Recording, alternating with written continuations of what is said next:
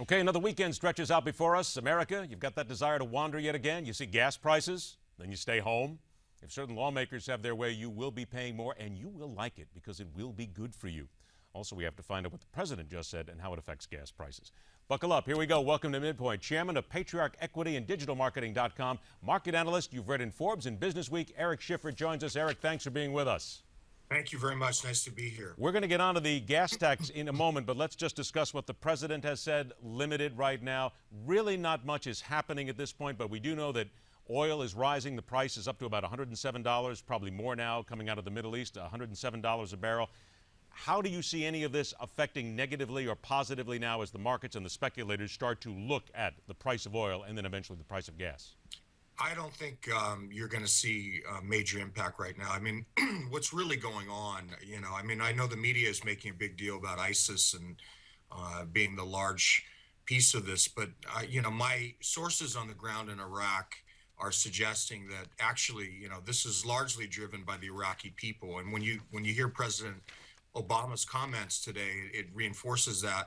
Maliki has been largely, a proponent and a protagonist on behalf of the Shia and Iran. And when you consider that at this point, when you kick out so many of the Sunnis and when you wage war against the Sunnis, at some point the Iraqi people have said enough is enough. This refinery that was taken over allegedly by ISIS was largely taken over by, from sources I have, Iraqi families and people within Iraq that are now controlling it. And what did they do when they first took it over? They flipped on the energy and electricity for the Iraqi people. Does that sound like someone that's trying to do harm to the state of Iraq? It does not at the core of things. I got a couple of minutes left here, so let me make sure that we focus on what we also wanted to talk to you about today, and that is this decision to raise the gas tax another 12 cents.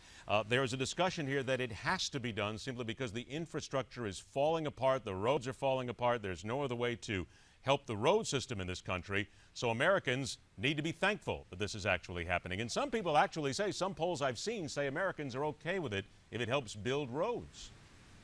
I don't believe it'll ever happen. It's a nice thought. It's a nice concept. Our economy now is beginning to show signs of life for the first time in a positive way, which means more jobs. The Fed is not going to tighten because they're concerned about implications. The last thing we want to do is raise taxes. I don't think it will happen. Is there not, though, a fear that if they don't do something quickly, that infrastructure will fall apart? Because that seems to be what the proponents of this are focusing on, that if you don't do this, we're going to run out of money very soon, and the road system is going to get even worse. Well, the road system, is not just a federal government issue. It's also a state issue. And so I think that the states have obligations to fix the roads as well.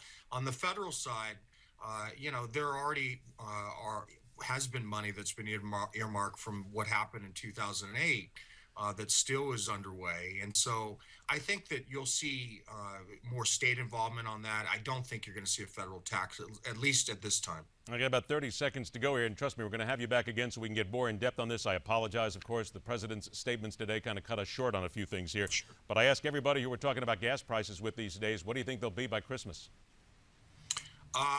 I think they're going to be roughly about where they are today. I don't think you're going to see significant implication from what's happening here. The Iraqi people don't want to see their refineries blown up, and they're really driving this right now. And I think that there's a vested interest also on the United States side to make sure that at minimum the oil's protected. If there were concerns about this, you'd see a bigger shoot in oil, and you're not seeing it. All right, that certainly tells us something that we need to watch. Eric Schiffer, thank you so much for being with us and staying with us. We will absolutely have you back on again and talk about this. Thank you very much. All right, Eric, thank you very much. Well, you have now heard the president. We're going to be talking about this for the next hour, what he has decided to do and what he has decided not to do. And when you hear about it, you'll be able to tell us more on social media what you think about the president's actions. Because, again, this affects everybody. Twitter, email, Facebook. Tell it to us right there. We'll talk back at you. This is MidPoint on the Newsmax TV network, where we question everything.